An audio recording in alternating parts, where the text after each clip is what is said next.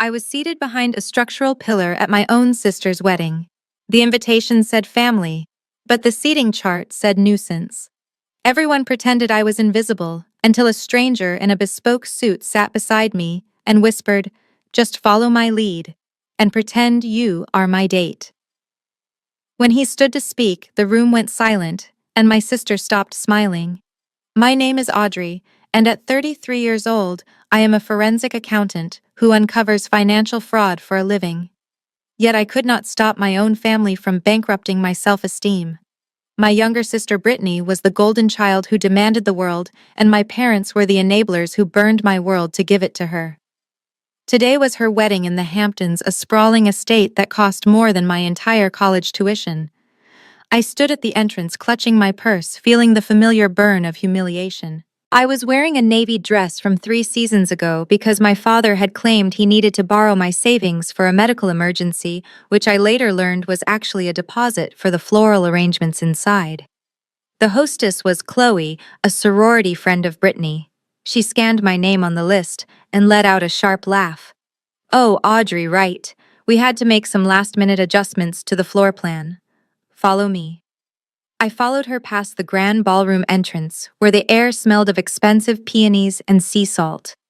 We walked past the VIP tables near the stage where my parents sat, beaming in designer outfits they likely charged to a credit card opened in my name. My mother, Cynthia, made eye contact with me for a split second. Her gaze did not hold warmth. Instead, she flicked her wrist as if shooing away a fly, signaling me to keep moving and not embarrass them. Chloe did not stop at the family section.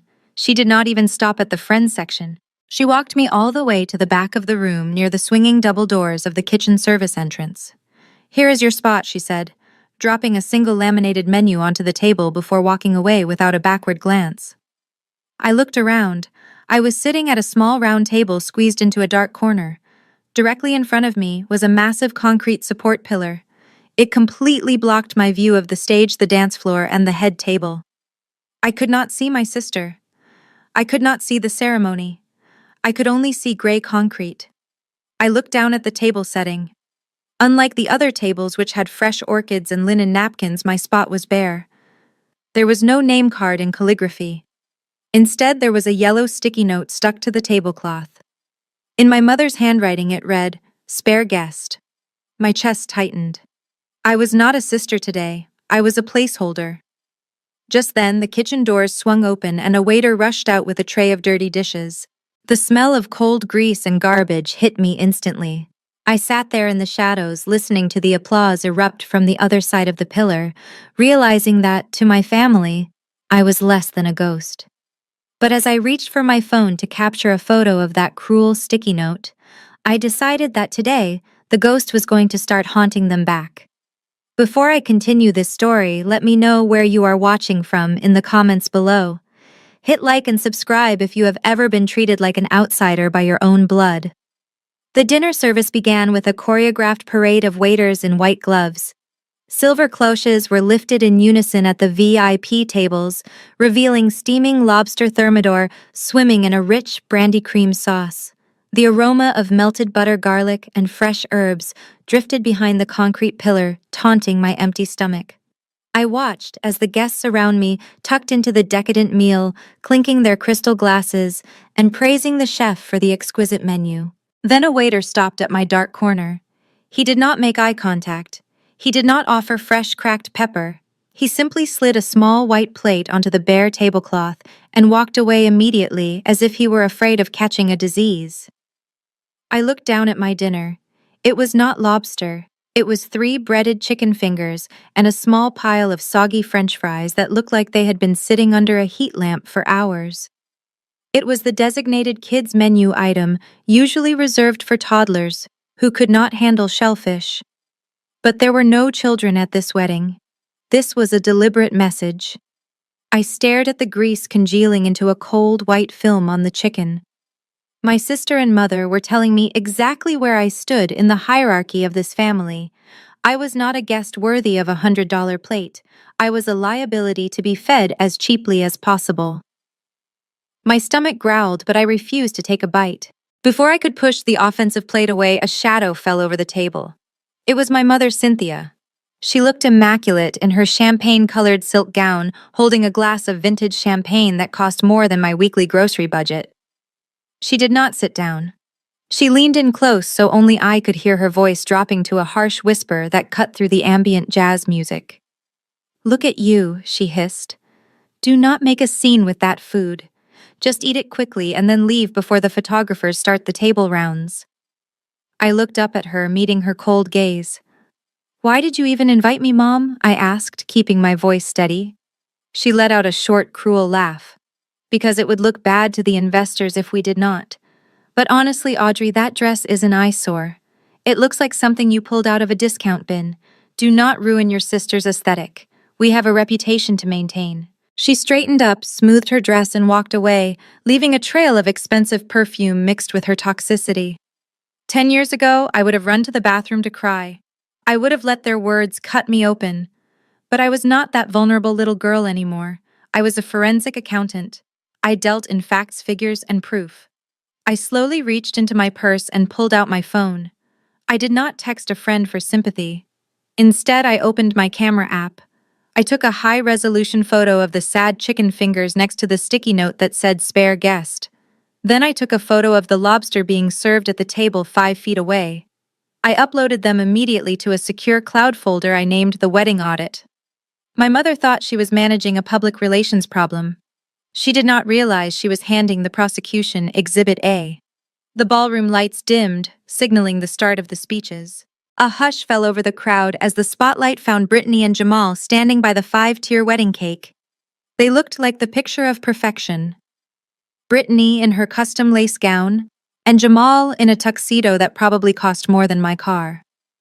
But from my vantage point behind the pillar, I could see the tension in Jamal's jaw.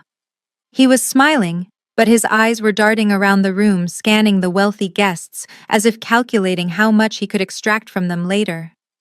Brittany took the microphone, her hand trembling slightly in a performance of overwhelmed emotion. She looked out at the sea of faces and let a single tear roll down her cheek. "I want to thank everyone for being here," she said, her voice breaking perfectly on cue. "But mostly, I want to thank my incredible parents, Richard and Cynthia. You two have sacrificed everything to give me this dream wedding. When you told me you sold the family beach house in Montauk just to pay for this venue, I told you not to. But you insisted because you love me that much." I froze. The chicken finger dropped from my hand onto the plate. My blood ran cold. The beach house in Montauk was not theirs to sell. It was left to me specifically in my grandmother's will 3 years ago. I held the deed. I paid the property taxes. If they had sold it, that meant they had forged my signature and committed grand larceny. I sat there in the dark, my mind racing through the legal implications while the crowd cooed in admiration of my parents' selflessness. But Brittany was not finished. She wiped her eyes and hardened her gaze, looking out into the darkness of the room.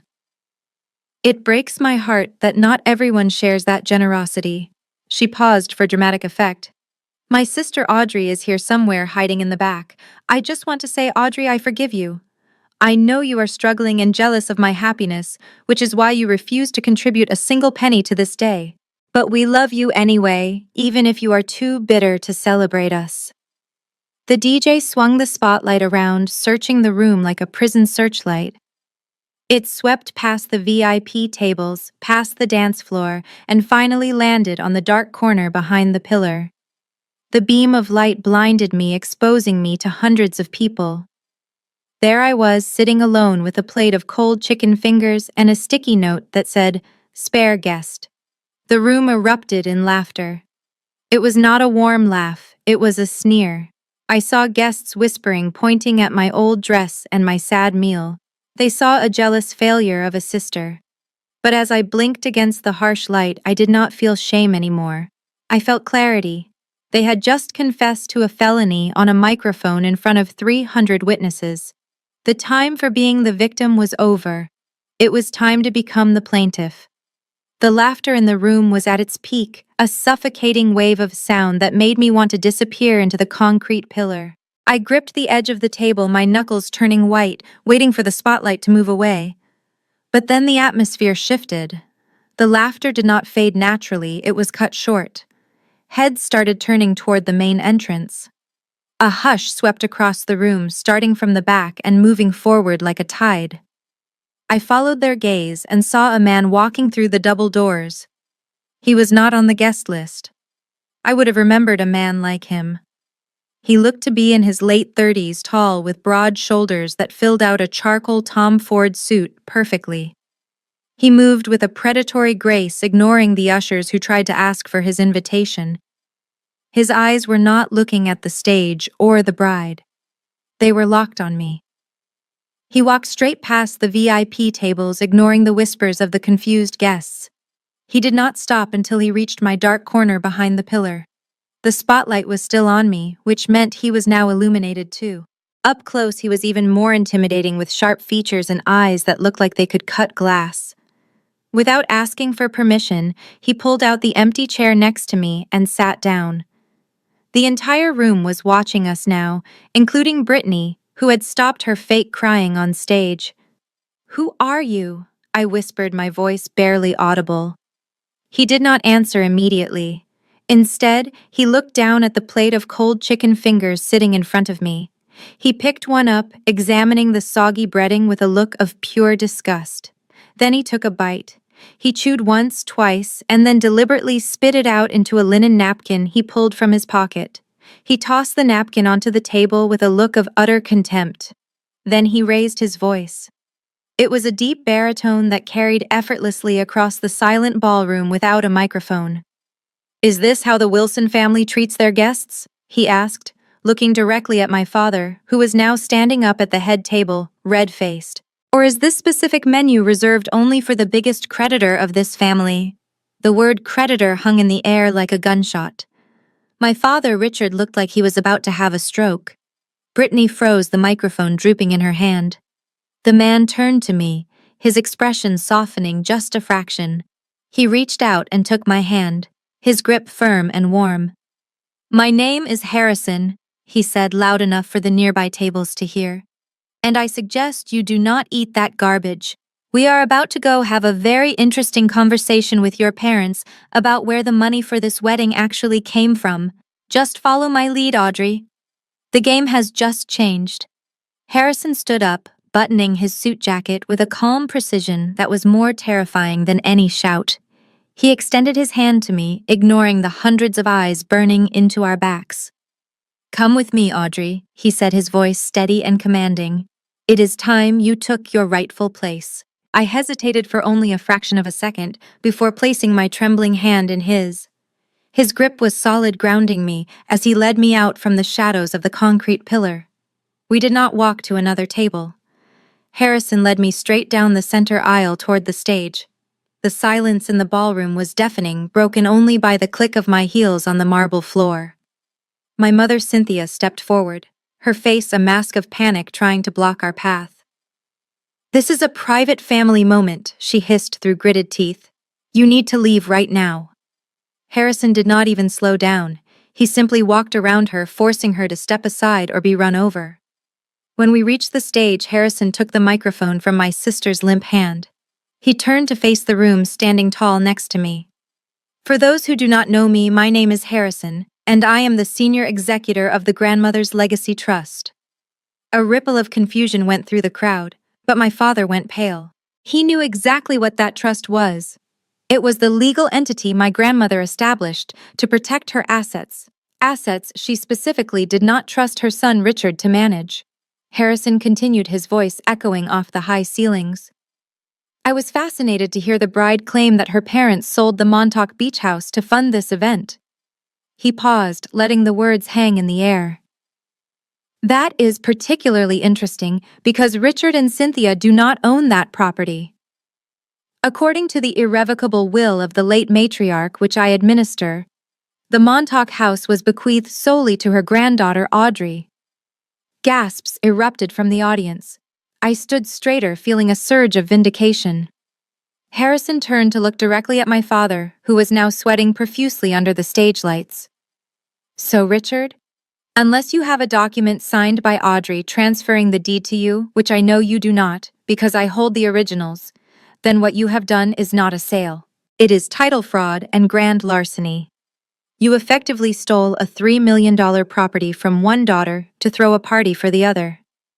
And I should let everyone here know that the FBI takes interstate wire fraud very seriously. Here is the detailed English script for Section 6 Chaos and Jamal's suspicion. It picks up immediately after Harrison's accusation of fraud, focusing on the immediate fallout and the physical escalation. The silence that followed Harrison's declaration was shattered by the sound of 300 people gasping at once. The elegant facade of the wedding crumbled instantly. Guests began whispering frantically behind their hands, their eyes darting between the stage and my parents.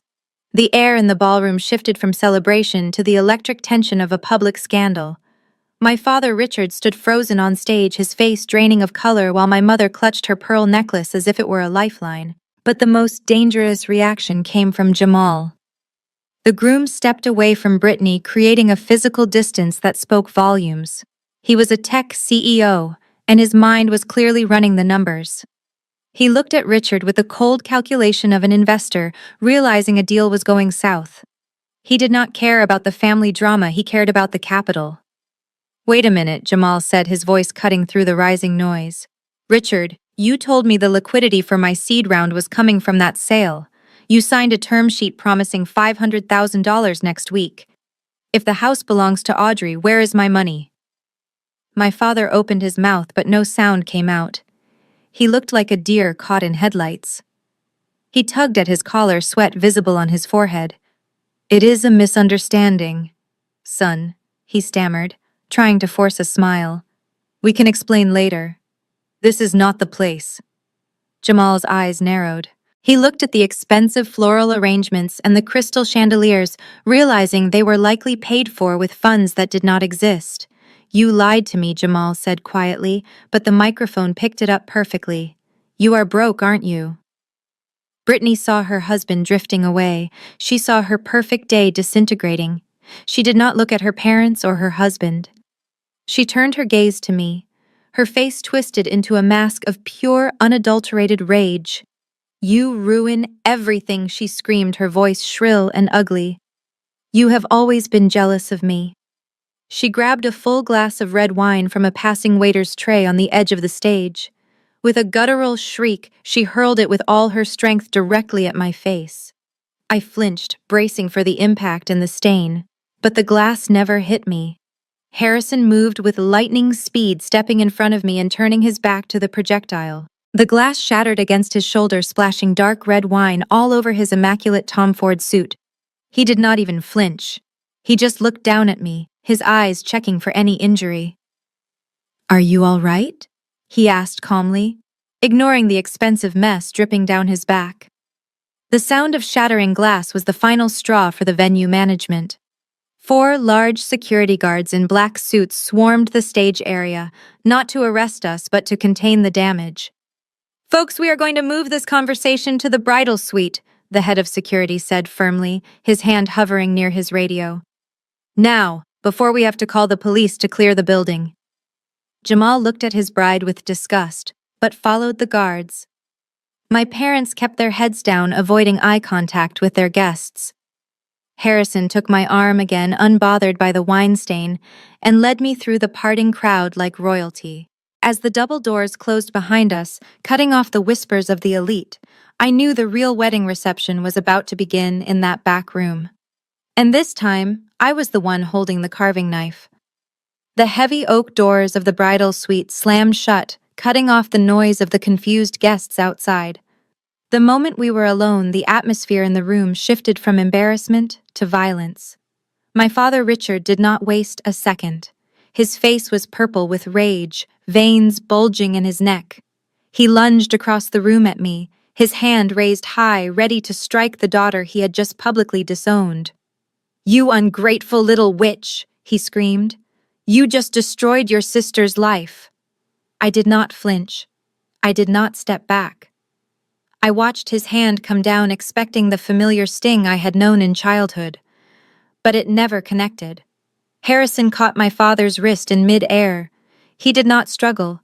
He simply held Richard's arm in a vice grip, forcing him to a stop inches from my face. "I would think very carefully about your next move," Richard Harrison said, his voice lethally calm. "Assaulting a federal witness in front of a court-appointed trustee is a guaranteed way to spend your retirement in a cell. Touch her again and you leave this building in handcuffs." Richard yanked his arm back, stumbling slightly. He looked at Harrison with fear, but then turned his glare to me. My mother, Cynthia, immediately stepped in, switching tactics from aggression to manipulation. She smoothed her dress and put on her best victim face. "Audrey, please," she said, her voice trembling with fake sincerity. "Why are you doing this to us? We are a family. We make decisions for the good of everyone. That beach house is a family asset. It does not matter whose name is on the deed, it belongs to all of us. You are the older sister. You should be happy to sacrifice a little vacation home to ensure Brittany has a secure future." I looked at her, at the woman who had just told me to eat chicken fingers in the dark. The gaslighting was so practiced, so effortless. She almost believed her own lies. She was trying to paint me as the selfish one for not letting them steal a $3 million property. I took a step forward, looking her dead in the eye. "Is that so, Mother?" I asked, keeping my tone icy. "If we are such a close family where everything is shared, then I have a question." I pulled up a document on my phone that I had saved during my audit of their finances. If assets are shared, why did I find a change of beneficiary form filed last Tuesday for Dad's life insurance policy? The room went deadly silent. Cynthia stopped fake crying. Richard looked away. I continued reading from the screen. "It says here that I was removed as a 25% beneficiary and replaced by Brittany, who is now the sole recipient of the entire $5 million payout. So tell me again about how we share everything in this family. Or is the sharing only required when you need to steal from me to give to her?" My mother opened her mouth to speak, but no words came out. The mask had slipped. They did not want me to share. They wanted me to be erased.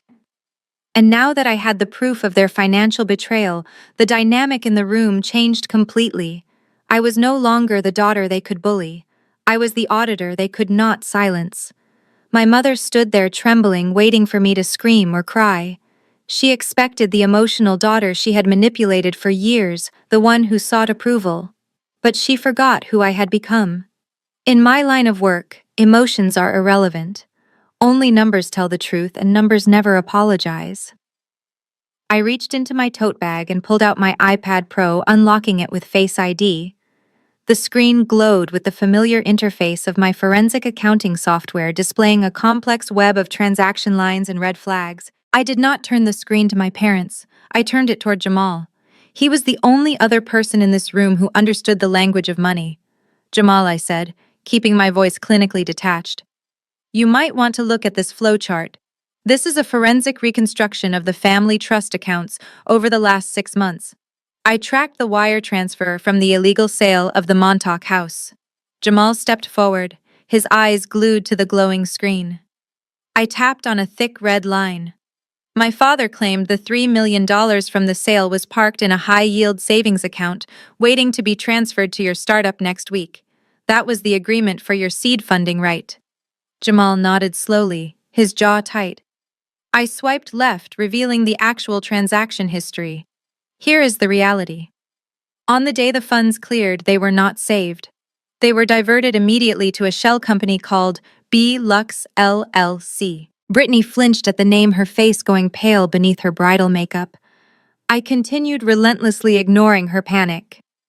B Lux LLC is not an investment firm. It is a personal holding company registered in Brittany's name. And here are the disbursements. I enlarged the spreadsheet so everyone could see the itemized list. $150,000 to Hermes of Paris on Madison Avenue. $210,000 to a Porsche dealership in Miami for a custom 911. $80,000 for a private jet charter to Cabo for a bachelorette party. And $50,000 for facial rejuvenation treatments. I looked up from the screen, meeting Jamal's horrified gaze. "The money was never going to your company, Jamal. It was gone before you even walked down the aisle. It is not in an account. It is currently sitting in Brittany's closet and parked in her garage. You did not marry an heiress. You married a black hole of consumption. Jamal turned slowly to face his new wife. His face was no longer just angry. It was the face of a man who realized he had been financially gutted. You spent my seed money on handbags, he whispered, his voice trembling with suppressed rage. The investors are waiting for that capital next week. Brittany tried to grab his arm, desperate to salvage the illusion. Baby, it was an investment. She pleaded, her voice high and frantic. I have to look the part of a CEO's wife. It is all for our image. Jamal recoiled as if she had burned him, pushing her hand away. You are not a CEO's wife, he spat. You are a thief. Brittany looked at her husband, and then at me, realizing she had lost the financial argument. The tears instantly evaporated from her face. The mask of the blushing bride fell away completely, revealing the cruel bully I had grown up with. She realized she could not defend the embezzlement, so she decided to attack my character instead. She stepped away from Jamal and marched toward me, her eyes blazing with malice. So what if I spent the money? She spat, her voice dripping with venom. Someone in this family has to have a life, Audrey. You think you are so superior because you can balance a checkbook. But look at you. You are 33 years old, wearing a dress from a thrift store, standing here with a stranger because you could not get a real date if your life depended on it. You are a cold, unlovable bore. My mother, Richard, and Jamal watched in silence as Brittany went for the jugular. She took a step closer, invading my personal space. Do you want to know the real reason Jason left you 3 years ago? It was not because you were working too much. It was because you were cheap. You were so obsessed with saving for the future that you forgot how to be a woman. He told me he felt like he was dating a calculator. That is why he walked out on you weeks before the wedding. Because you are fundamentally incapable of being loved. The mention of Jason felt like a physical slap. He was the one heartbreak I had never fully recovered from. Brittany smiled, seeing the pain flash across my face. She thought she had won. She thought she had hurt me enough to make me back down. But she made one fatal mistake. She assumed I did not know the truth. I took a deep breath, pushing the old pain aside and letting the cold, hard facts take over. I did not raise my voice. I spoke with the deadly calm of a prosecutor delivering a closing argument. Jason did not leave because I was frugal, Brittany. He left because you seduced him. Brittany's smirk faltered. I continued, my voice steady. July 4th weekend 3 years ago. You told Mom you were going to the Hamptons with friends. Jason told me he was going on a fishing trip. But you both forgot about the security system I had installed at the lake cabin the month before. It has motion sensors and night vision audio. I tapped my iPad screen again, bringing up a file dated 3 years prior. I have the entire 40-minute video of what happened in the living room. I have the audio of you telling him that I was too boring for him and that he deserved someone fun like you. I never showed it to Mom and Dad because I did not want to destroy the family. But do not stand there and rewrite history. He left me because my own sister decided to steal my fiancé for sport, just like you stole my house for a party. The only difference is that this time, I am not keeping your secrets anymore. The silence in the bridal suite was heavy and suffocating. Jamal stared at Brittany with an expression that was harder to read than anger. It was disgust, pure unfiltered revulsion. He looked at the woman he had married less than 2 hours ago, and then he looked at me. He did not ask to see the video. He did not need to. The look on Brittany's face was a full confession. She was not denying it. She was just furious that she had been caught. Jamal let out a dry, humorless laugh. He shook his head slowly, pacing back and forth on the plush carpet. This is incredible, he muttered. I knew this family was dysfunctional, but I had no idea I was marrying into a soap opera. He stopped pacing and turned to face my parents, who were cowering in the corner. Richard, you promised me a business partnership. You sold me on the idea that Brittany came from old money and class. But it turns out the only thing old about this family is your debt. He lifted his left hand and stared at the platinum wedding band on his finger. It was a custom design that cost $12,000 charged to a credit card that I now knew was likely in my name. With a slow, deliberate motion, he twisted the ring off. Brittany watched him, her eyes widening in panic. "Jamal, please," she whimpered, stepping toward him. "We can fix this. I can explain." It was years ago. Jamal did not let her finish. He tossed the ring onto the mahogany table between them. It hit the wood with a sharp clatter, spinning noisily before settling into a dead silence. "There is nothing to fix," he said, his voice cold and transactional. "I am the CEO of a tech company that is bleeding cash. I needed that $500,000 investment to make payroll next month. I needed a partner who brought assets to the table, not liabilities. I do not have time for a wife who is a loose cannon, and I certainly do not have the patience for a family of con artists." He straightened his tuxedo jacket and checked his watch as if he were leaving a boring board meeting. "I am going to call my general counsel. Expect annulment papers by Monday morning on the grounds of fraud. Do not contact me, Brittany. And Richard, if you come near my office asking for a loan again, I will have security throw you out." Jamal walked to the heavy oak doors and pulled them open, letting the noise of the confused party guests flood back into the room for a brief moment before the door slammed shut behind him. He was gone. The groom had left the building. For a heartbeat, nobody moved. Then Brittany let out a scream that sounded like a wounded animal.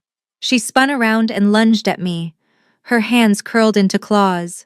"You did this!" she shrieked, her face twisted and ugly. "You ruined my life!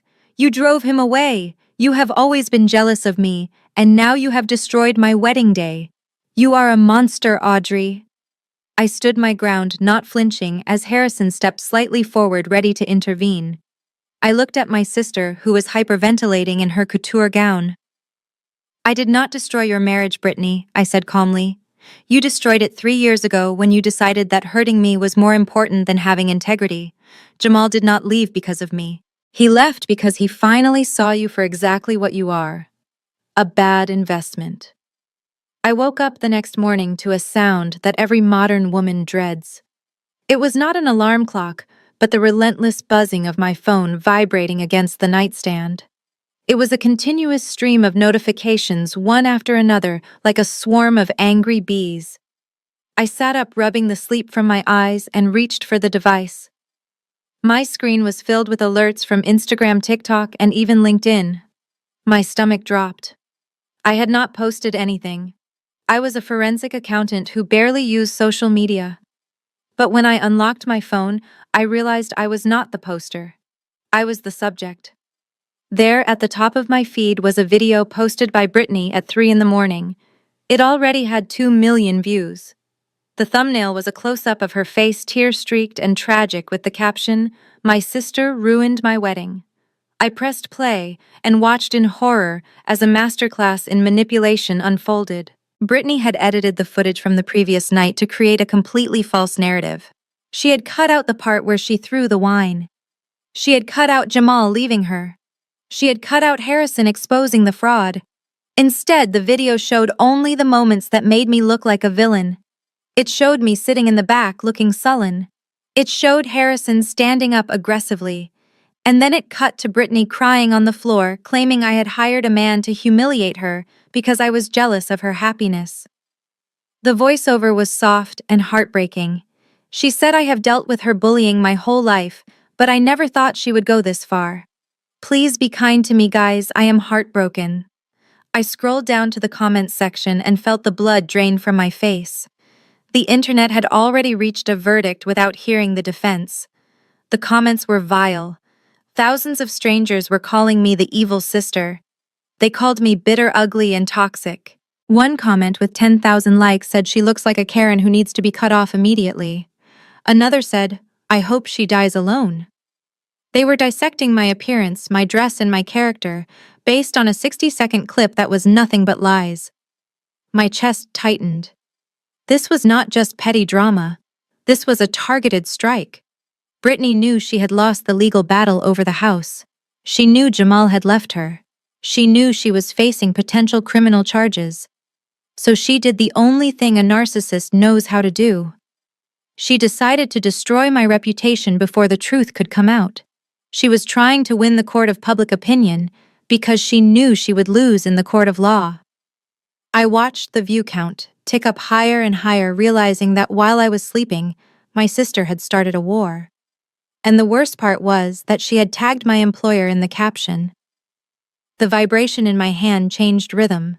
It was no longer the short buzz of a social media notification, but the sustained ring of an incoming call. I looked at the caller ID and my heart stopped. It was David Sterling, the managing partner of my accounting firm. It was Sunday morning. David never called on Sundays unless the building was on fire. I cleared my throat, trying to sound composed, and answered. "Hello, David." His voice was not friendly. It was the tone he used when firing a client for tax evasion. "Audrey, we have a situation," he said. "Our public relations department has been flooded with emails since 4 this morning. Apparently, there is a video circulating that accuses one of our senior forensic accountants of harassment, assault, and emotional instability. Clients are tagging the firm, asking if we employ people who are mentally unstable." I gripped the phone tighter. "David, that video is a fabrication," I said quickly. "My sister is retaliating because I uncovered fraud in the family trust. I have evidence to prove it." David cut me off. "Audrey, you know the policy. In our line of work, reputation is the only currency that matters. We handle sensitive financial data for Fortune 500 companies. We cannot have an employee who is trending on TikTok for a domestic meltdown. It is a liability. Until this clears up, we are placing you on unpaid administrative leave effective immediately. Your access to the firm's servers has already been revoked." The line went dead before I could argue. I stared at my laptop screen. A notification popped up. Remote access terminated. In the span of 12 hours, I had lost my privacy, and now I had lost my career. Being a forensic accountant was not just a paycheck to me. It was my identity. It was the one place where facts mattered more than feelings, where I was respected for my intellect, not judged for my appearance.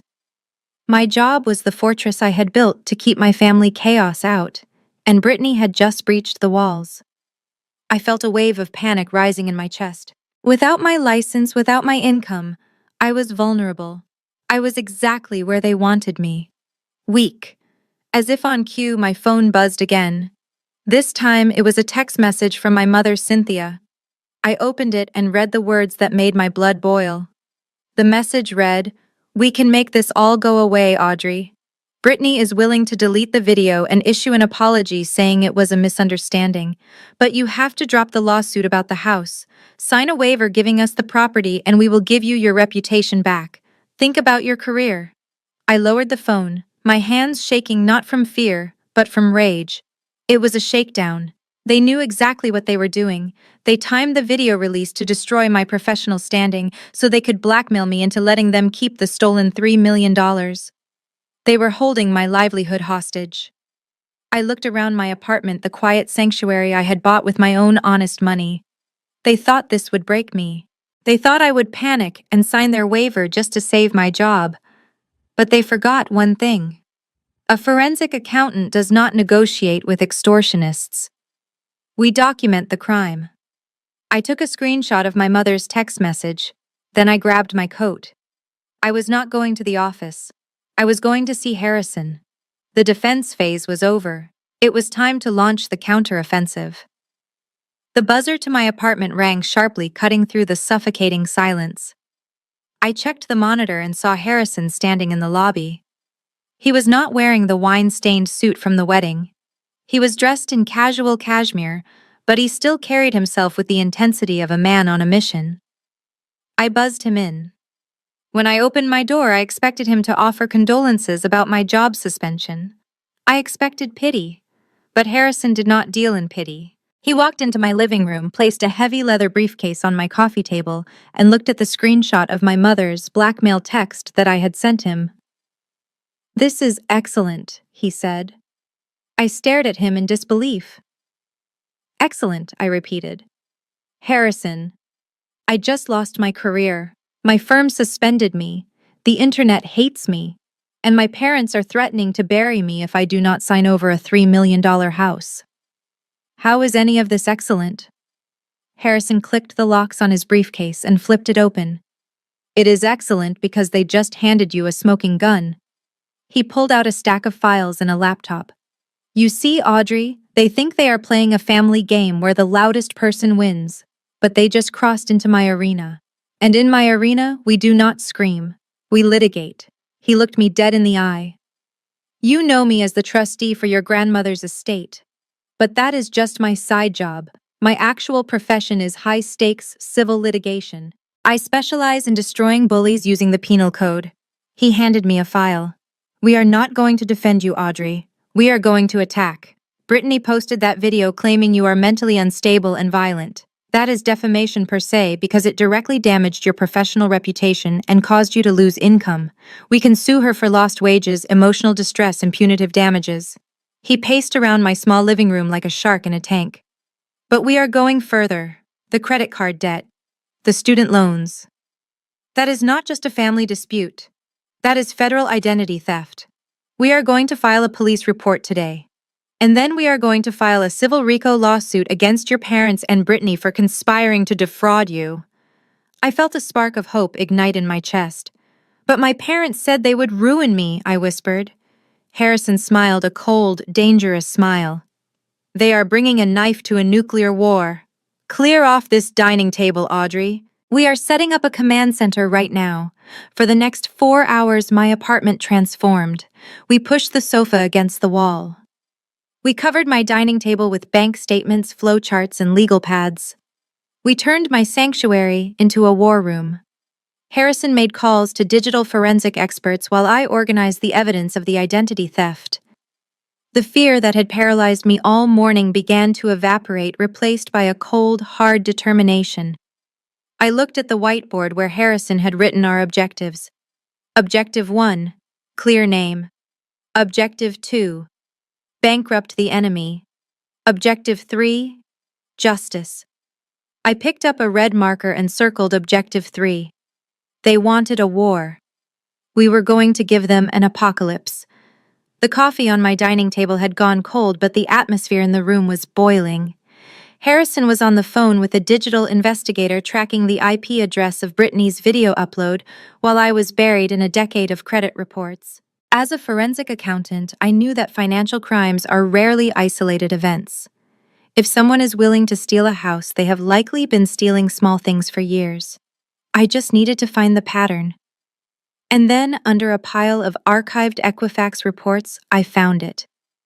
It started as a small irregularity, a flagged account for a federal student loan serviced by Navient.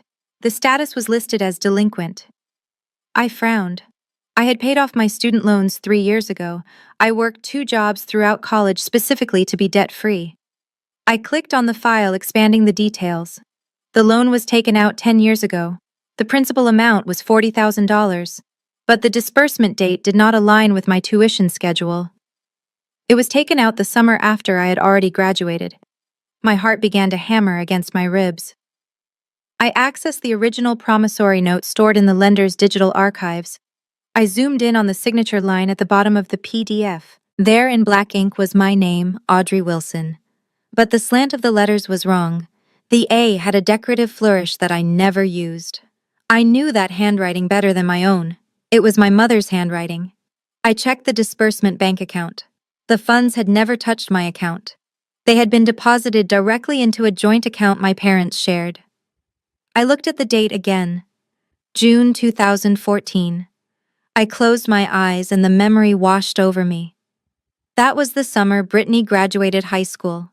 That was the summer she went on her famous 3-month grand tour of Europe. I remembered how resentful I had felt back then. I was working double shifts at a library and a coffee shop to pay my rent, while Brittany was posting photos eating gelato in Rome and shopping in Paris. My parents had told me they saved up for years to give her that trip. They called it a cultural education. But they had not saved a dime. They had taken out a predatory student loan in my name, forging my signature to fund her European vacation. I felt a wave of nausea. For 10 years, I had been building my credit score, protecting my financial identity. And all this time, there was a $40,000 ticking time bomb attached to my social security number, accruing interest and penalties, because my parents wanted their golden child to have a summer in Italy. Harrison, I said, my voice trembling with cold fury. You need to see this. He walked over and looked at the screen. He saw the signature. He saw the dates. He saw the fraud. He let out a low whistle. This changes everything, Audrey, he said quietly. Defamation is a civil tort. But falsifying federal loan documents, that is a felony with a mandatory prison sentence. They did not just steal your money, they mortgaged your future to pay for her past. And now we have the leverage to foreclose on them. The discovery of the forged student loan had turned the air in my apartment electric. Harrison was already drafting a federal complaint when my phone lit up again. This time the caller ID displayed the name of the man who had just walked out on my sister, Jamal. I hesitated for a moment, thinking he might be calling to offer testimony or share more evidence against my parents. I motioned for Harrison to be silent and put the call on speaker. Jamal? I said, my voice guarded. I assume you are calling because you want to help me put them in jail for fraud. There was a pause on the other end. When Jamal spoke, his voice lacked the righteous indignation he had displayed at the wedding. Instead, it was cold, calculating, and desperate. Let us cut the chase, Audrey, he said. You made a big scene today. You got your little revenge moment. But you also blew up my entire financing plan. I had investors lined up based on your father's promise of that $500,000. Now, because of your little forensic slideshow, my seed round is dead in the water. I frowned, looking at Harrison, who narrowed his eyes. Jamal, my parents were lying to you, I explained. The money never existed. I did you a favor by exposing them before you got in deeper.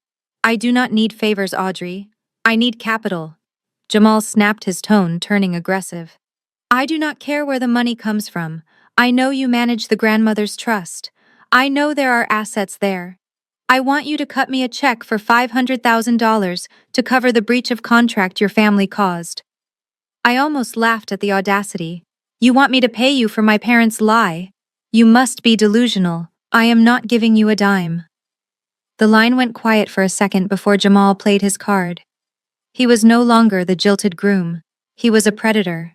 Listen to me very carefully, he said, his voice dropping lower. You are already suspended from your job. The narrative out there is that you are unstable. If you do not wire me the funds by tomorrow morning, I am going to go to the press. I will tell them that the reason the family finances are messy is because you, the accountant, have been embezzling from the trust for years. I felt a cold chill run down my spine. It was a lie, but in my current situation, a lie from a family member could be the final nail in my professional coffin. I will tell the SEC that you cooked the books to hide your theft. Jamal continued. Who are they going to believe? The crazy sister who ruined a wedding, or the successful tech CEO who was a victim of your family's fraud? You have 24 hours, Audrey. Fix this, or I will make sure you never work in finance again. The call ended with a sharp click. I stared at the phone, realizing that I had miscalculated. Jamal was not a victim. He was just another parasite looking for a host. He did not care about the truth, he only cared about the payout. And now, I was fighting a war on two fronts. My family wanted my house, and my ex-brother-in-law wanted my trust fund. But as I looked at Harrison, who was already tracing the call, I realized Jamal had made a critical error. He thought he was threatening a helpless woman. He did not know he had just confessed to extortion on a recorded line. I agreed to meet Jamal at a 24-hour diner on the edge of the city. It was neutral ground, far away from the prying eyes of the Hamptons and the judgment of my social circle. I arrived 15 minutes early, securing a booth in the back corner. I was not there to eat. I was there to work. I reached under the collar of my trench coat and adjusted the tiny microphone taped to my clavicle. It was a high-fidelity device connected to a cloud server where Harrison was listening in real time. Jamal thought he was walking into a negotiation. He did not realize he was walking into an interrogation room. Jamal arrived looking nothing like the polished CEO he pretended to be. His eyes were bloodshot, and he was wearing a wrinkled hoodie instead of his signature suit. He slid into the booth opposite me, drumming his fingers nervously on the laminate table. He did not order coffee. He just stared at me with a mix of arrogance and desperation. "You look tired, Jamal," I said, keeping my voice level. "Extortion must be exhausting work." He let out a sharp, humorless laugh. "Do not play games with me, Audrey. We both know the situation. Your family is toxic. They lied to me. They lied to you. But right now, I am the one holding the grenade that can blow up your career." I leaned back, crossing my arms. "You said on the phone that you wanted $500,000. That is a lot of money for a seed investment that never happened. Why should I pay for my father's mistakes?" Jamal leaned in closer, lowering his voice. "Because I am offering you a trade. I am not just asking for hush money. I am selling you a weapon." I raised an eyebrow, signaling him to continue. "I know your father is a fraud, Audrey. I knew it 6 months ago. When he promised me that investment capital, I ran a background check on him. I saw the debts, I saw the liens, I knew he did not have the cash. I felt a surge of cold anger. You knew he was broke and you still married my sister. You still let them steal my house." Jamal shrugged. "I needed the connection. I thought I could leverage the family name to get other investors. I was using them just like they were using me. It was a business decision. But now the deal is dead, and I have debts to pay. So here is the offer. You wire me $500,000 from your trust fund by tomorrow morning. In exchange, I will give you the hard drive I stole from your father's home office." I paused, letting the weight of his words hang in the air. "What is on the hard drive, Jamal?" He smiled a cruel, predatory smile. "Everything. The ledgers. The offshore accounts. The proof that Richard has been washing money for a local gambling ring for 5 years. You want to send your parents to prison. I have the map. But it costs $500,000. I looked at him, analyzing the transaction. He was admitting to being an accomplice who knowingly entered a fraudulent marriage. And now he was committing felony extortion. He thought he was a businessman making a deal. But in the eyes of the law, he was just another criminal confessing on tape. "I will consider it," I said, standing up. Jamal grabbed my wrist. "Do not take too long, Audrey. My silence has an expiration date." I pulled my hand away and walked out of the diner into the cool night air. I touched the wire on my chest. Harrison had heard every word. Jamal wanted $500,000. What he was going to get was a prison cell right next to my father. I stopped with my hand on the door handle of my car. Jamal had followed me into the parking lot just as I anticipated. Men like him cannot stand to lose the last word. He grabbed my shoulder, spinning me around. "You think you can just walk away?" he snarled. "You do not understand the pressure I am under. These people do not just sue for breach of contract, Audrey. They break legs." I looked at him, feigning confusion. This was the moment, the forensic trap. I softened my expression slightly. "Jamal, I want to help you, but the math does not add up. I audited my father's known accounts. He is liquidating assets just to pay the electric bill.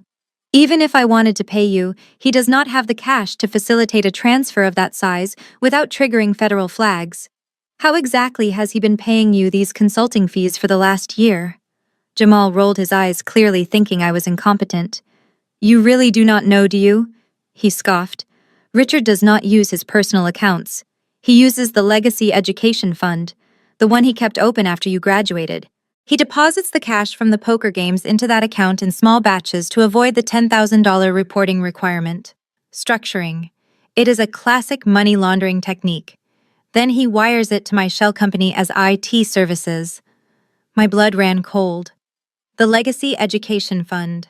I had not thought about that account in a decade. I assumed it was closed. But then the horrifying reality hit me. "Jamal?" I said, my voice trembling for real this time. "Whose name is on that account?" Jamal laughed, shaking his head.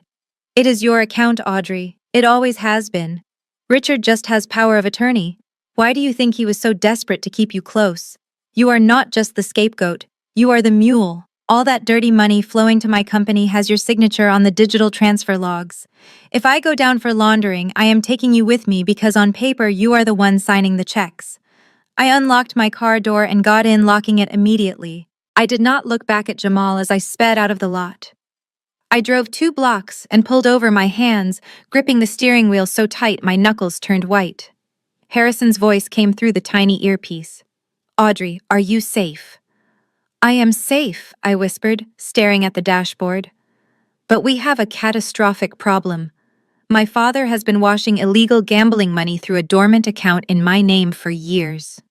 If the FBI looks at the transaction history, they will not see Richard Wilson.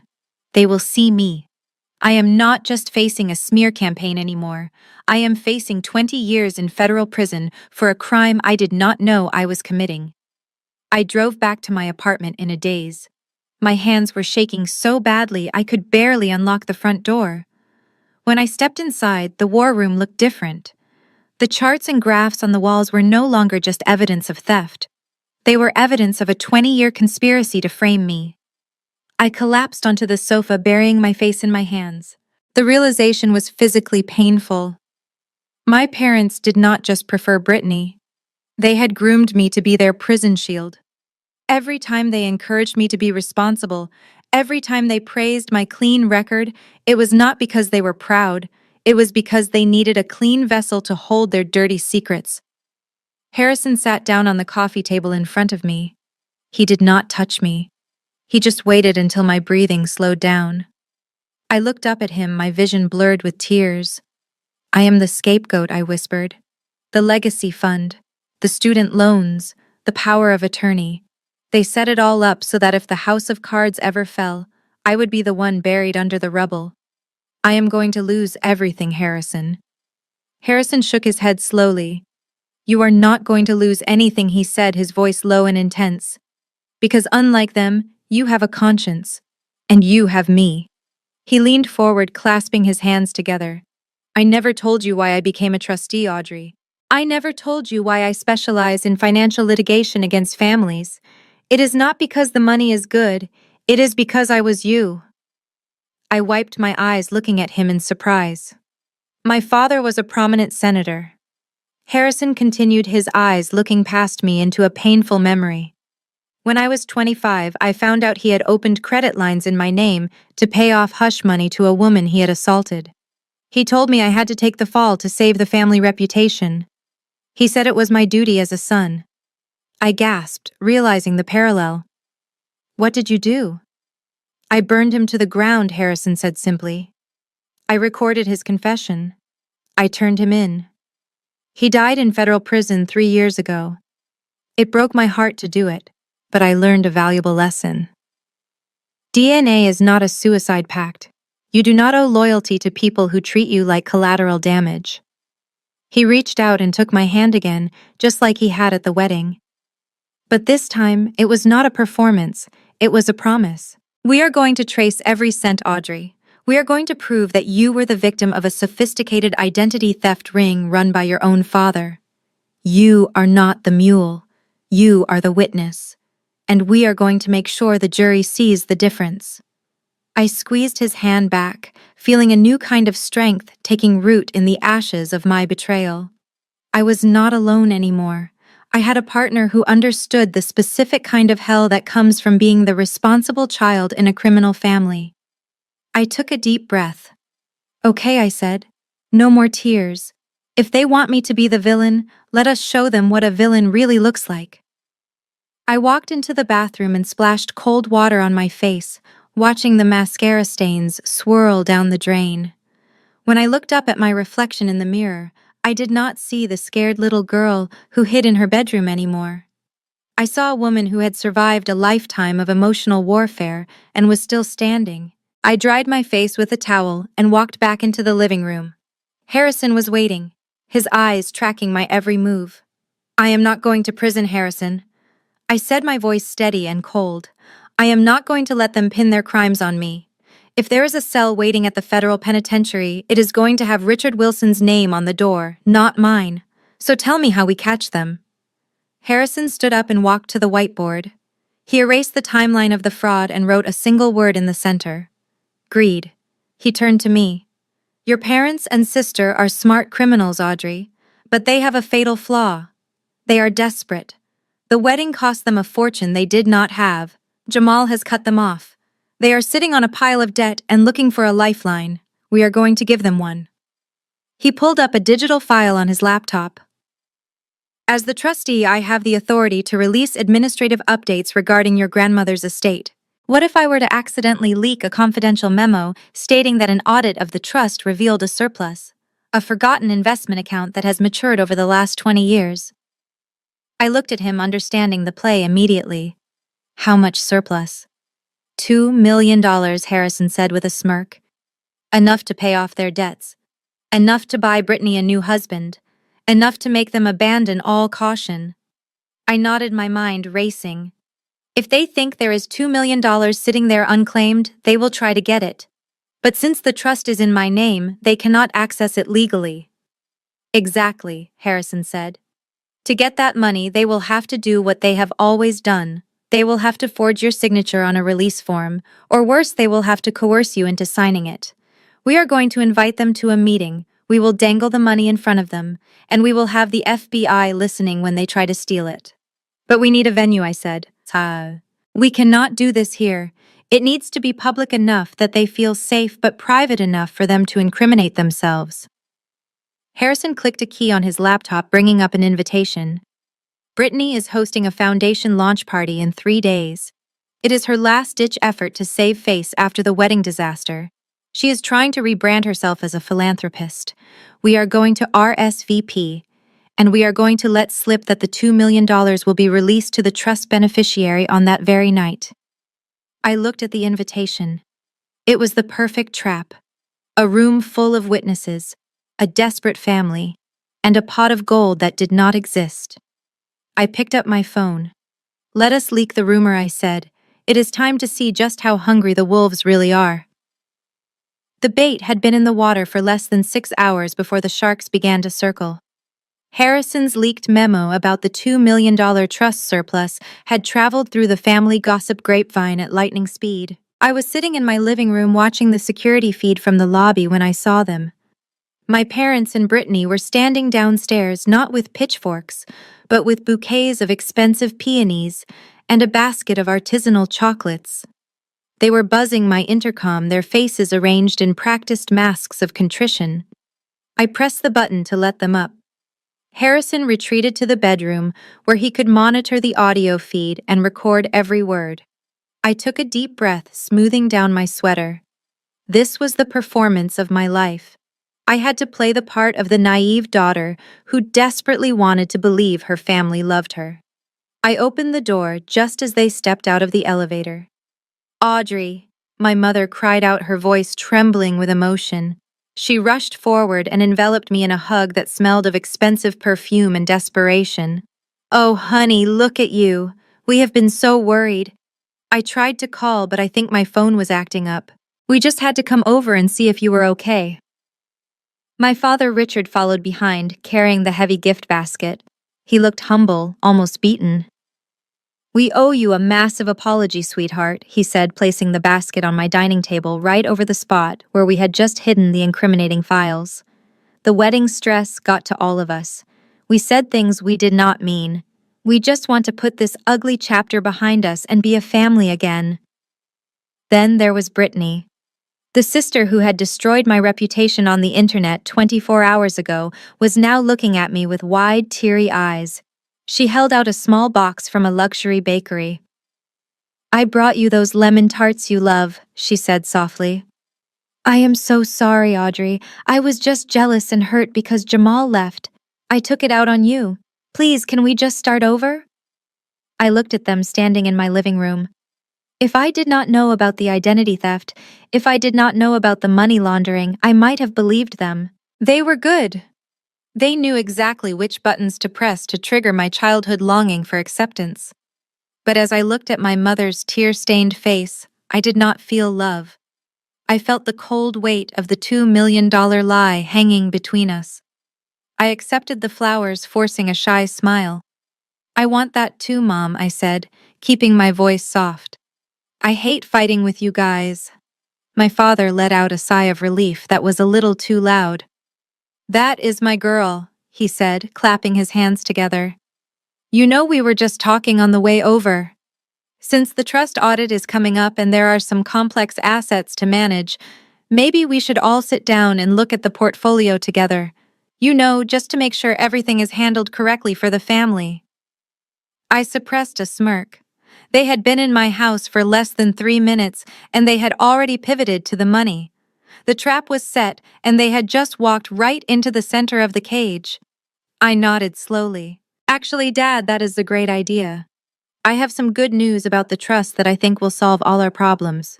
Come in. Let us talk. I poured the wine with a steady hand, filling my father's glass to the brim. We were sitting around my dining table eating the takeout sushi I had ordered. The air was thick with performance. My mother was complimenting my apartment decor, a place she had called a shoebox 3 years ago. Brittany was scrolling through her phone, probably deleting the hate comments she had incited while pretending to be engaged in family bonding.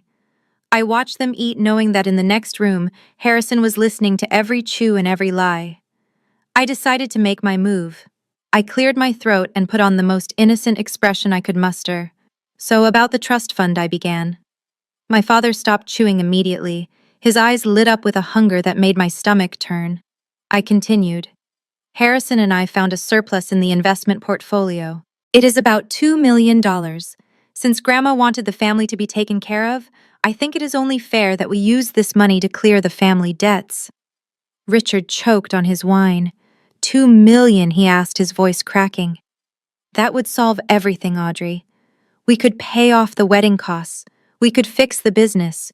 You are doing the right thing, honey. Family always looks out for family. I smiled a tight, thin smile. Exactly. But there is a small technicality. Because of the messy transfer regarding the Montauk house and the student loans, the auditors are watching us closely. We cannot just transfer cash. It will look suspicious. Harrison drafted a document to legitimize the transfer. I reached under the table and pulled out the thick legal binder Harrison had prepared. I slid it across the table toward my father. We need to frame this as a debt consolidation, I explained, using the financial buzzwords I knew would confuse them. This document just says that you acknowledge the past transactions were loans, not gifts, and that this new transfer settles all accounts. It is just standard compliance paperwork to get the IRS off our backs, so I can release the funds tonight. My father put on his reading glasses and skimmed the pages. It was dense, intentionally boring legalese written in single spacing. He saw the words $2 million release and stopped reading. He did not notice the clause on page 4 titled Confession of Judgment. He did not realize that by signing this, he was not just accepting money. He was formally admitting to 10 years of embezzlement, identity theft, and fraud. He was signing a sworn affidavit that could be used by the FBI to bypass a trial and go straight to sentencing. He clicked his expensive gold pen. Just a formality, right? He asked, looking at the check waiting for him at the finish line. Just a formality, Dad, I lied. Looking him dead in the eye, he signed his name with a flourish. Then he passed the pen to my mother. She signed without even looking. Finally, Brittany signed, thinking she was getting her inheritance. As she handed the document back to me, I felt a surge of adrenaline. They thought they had just secured a fortune. In reality, they had just signed their own arrest warrants. I closed the binder and locked it. The trap was not just set, it was sprung.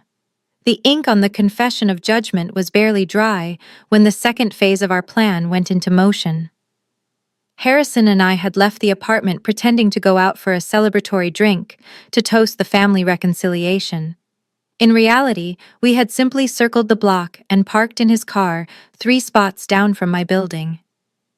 We sat in the dark, illuminated only by the glow of an iPad screen, watching the live feed from the hidden cameras inside my living room. We knew Jamal would not be able to resist.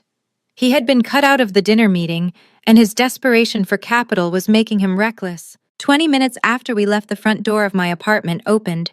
Jamal did not pick the lock. He used a key. It was a spare key I had given to my mother 5 years ago for emergencies. Seeing him use it confirmed that my mother was still feeding him information, hoping he would help her secure the money. Jamal stepped inside, closing the door softly behind him. He did not look like a CEO. He looked like a thief. He was sweating and his eyes darted around the room, scanning for the binder we had discussed at dinner. He went straight to the dining table, rifling through the papers I had left behind. But we had already locked the confession of judgment in a safe. Jamal groaned in frustration, sweeping a stack of magazines onto the floor. He began tearing the room apart, pulling books off shelves and opening drawers. He was looking for the access codes. He needed the routing numbers for the $2 million before my father could get to them. Harrison pointed at the screen. There, he whispered. The bait. On the sideboard near the kitchen, we had left a single bright red folder. It was labeled in bold black letters, Cayman Trust, Liquidity Access Keys. It looked important. It looked secret. It was exactly what a greedy amateur would look for. Jamal spotted it. He froze, staring at the red folder like it was the Holy Grail. He rushed over and flipped it open. Inside was a single sheet of paper listing a Swiss bank routing number and a complex authorization code. We watched as Jamal pulled out his phone and frantically took photos of the document. A twisted smile spread across his face. He thought he had just stolen the keys to the kingdom. He thought he could log in remotely, transfer the funds to his struggling company, and disappear before my parents even realized the money was gone. I watched him on the screen and felt a cold sense of satisfaction. Jamal had no idea that the routing number in that folder did not lead to my grandmother's trust. It led to a honeypot account Harrison had set up that morning. The account was empty, containing exactly $0.00. But it was rigged with digital tripwires. The moment Jamal tried to use those codes to initiate a transfer, the banking system would flag the attempt as an unauthorized international wire fraud. He was not stealing money, he was electronically fingerprinting himself at a crime scene. Jamal shoved the folder back onto the sideboard, trying to make it look untouched. He checked his watch and hurried out of the apartment, locking the door behind him. On the screen, the room returned to silence. Harrison started the car engine. "Let him run," Harrison said. "He is running straight off a cliff." We drove away into the night, leaving the empty apartment behind. We had the confession from the parents, and now we had the digital trap set for the brother-in-law. The cast was assembled. All that was left was the final act. We had secured the evidence of the embezzlement and the identity theft, but Harrison was not celebrating. He was still sitting at the dining table, scrolling through a subfolder in the digital archives we had extracted during the audit. His face had gone ashen pale, a look of genuine horror that I had never seen on him before. He did not speak. He just turned the laptop screen toward me and pointed at a PDF document dated 6 months ago. It was a life insurance policy issued by a major carrier. The insured party was me, Audrey Wilson. I squinted at the numbers, expecting a standard policy, maybe something my parents had taken out when I was a child. But the coverage amount made my breath catch in my throat. $5 million. And right below the principal amount was a highlighted rider clause for accidental death and dismemberment. It stated that in the event of an accidental death, the payout would double to $10 million. I scanned the beneficiary line. It was not a trust. It was not a charity. The sole beneficiaries were Richard and Cynthia Wilson. I felt a cold sweat break out on my skin. "Harrison, why does my father have a $10 million bet on my life?" I asked, my voice barely a whisper. Harrison looked at me, his eyes dark. "Look at the date, Audrey. They increased the coverage and added the double indemnity clause last week, 3 days before the wedding." The room seemed to spin. Last week. The words triggered a memory that hit me with the force of a physical blow. I flashed back to last Tuesday. I was driving my sedan to work when the brake pedal suddenly went soft. I had pressed it all the way to the floor, but the car would not stop. I had swerved narrowly, missing a delivery truck, and crashed into a guardrail. I thought I was just lucky to walk away with bruises. I remembered the mechanic at the auto shop wiping grease from his hands and looking at me with a grim expression. He had held up a severed rubber hose. "Miss Wilson," he had said, "brake lines do not just snap like this. The cut is too clean. It looks like someone took a pair of wire cutters to it. I strongly suggest you file a police report." At the time, I had dismissed it. I told myself it was just random vandalism or a bitter mechanic trying to upsell me on repairs. I could not fathom that someone would intentionally try to hurt me. But looking at the $10 million figure on the screen, the pieces of the puzzle slammed together into a terrifying picture. My parents did not just want to steal the house in Montauk. That was just small change. The real payday was me. They had spent the wedding money because they were banking on a massive influx of cash. They were banking on my funeral. I stood up, knocking my chair over. The noise echoed in the silent apartment. They cut my brakes. I whispered the realization tasting like bile in my mouth. Harrison, my father, cut my brake lines. He was not trying to scare me. He was trying to cash out. This was no longer a story about a toxic family or a greedy sister. We had crossed a line into something far darker. I was not just a scapegoat or a cash cow. To my own parents, I was a lottery ticket waiting to be scratched. And since the accident last week failed, they were undoubtedly planning a second attempt. The fraud was just the motive. The crime was attempted murder. Harrison slammed the laptop shut with a force that made the table shake. He stood up abruptly, knocking his chair backward. "We are done, Audrey. I am calling the FBI right now. This is not a civil dispute anymore. This is conspiracy to commit capital murder. We are getting you into protective custody, and we are sending a SWAT team to your parents' house." He reached for his phone, his hands shaking with adrenaline. For the first time since I met him, the cool, composed lawyer was gone. In his place was a man terrified for my safety. He was dialing 911, but I moved faster. I reached across the table and grabbed his wrist, pulling the phone down. "No, Harrison," I said, my voice firm despite the terror gripping my heart. "You cannot call them yet." He looked at me as if I were insane. "Audrey, they cut your brake lines. They took out a policy on your life, and then they tried to stage a fatal accident. If you had been driving on the highway instead of a side street, we would not be having this conversation. You would be in a morgue, and they would be $10 million richer. We have the policy. We have the mechanic's report. That is enough." "It is circumstantial," I argued, locking eyes with him. "Any defense attorney worth his salt will tear that apart. They will say the insurance was just prudent estate planning. They will say the brake failure was vehicle negligence or a manufacturing defect. Without a confession or a direct link proving my father cut that line, they will get out on bail. And if they get out, they will try again." Harrison paced the small room, running his hands through his hair. "So what is the alternative? We wait until they actually succeed in killing you." "No," I said, standing up and smoothing down my skirt. "We do not wait. We force their hand. We need them to admit it. We need to put them in a situation where they feel so safe and so arrogant that they brag about what they did." I walked over to the kitchen counter and picked up the invitation to Brittany's event that had been sitting in the fruit basket. It was a heavy cardstock invitation embossed with gold foil. "The Brittany Wilson Foundation Launch Gala.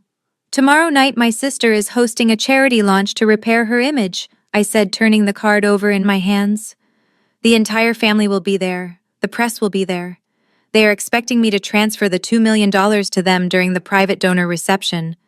They think I am the stupid, compliant daughter who is buying their love." I looked at Harrison. "I am going to walk into that gala. I am going to get them on stage. And I am going to make them confess to everything before I drop the hammer." Harrison looked at me, searching for any sign of hesitation. When he saw none, he took a deep breath and lowered his phone. "You are playing a dangerous game, Audrey," he said quietly. "You are walking into a room full of people who want you dead." "I know," I replied, placing the invitation on the table next to the insurance policy. "But they are expecting a victim. What they are going to get is a prosecutor. We are going to that gala, Harrison.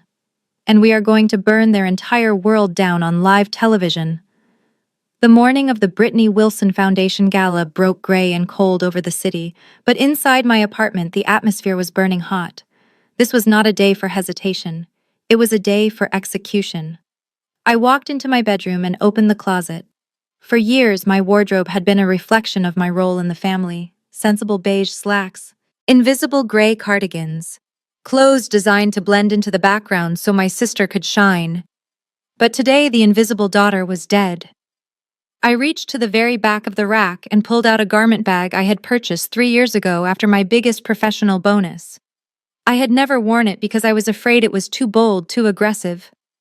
I unzipped the bag, revealing a crimson-red power suit tailored to razor-sharp perfection. It was the color of a warning sign. It was the color of blood. I slipped into the silk-lined trousers and buttoned the structured blazer.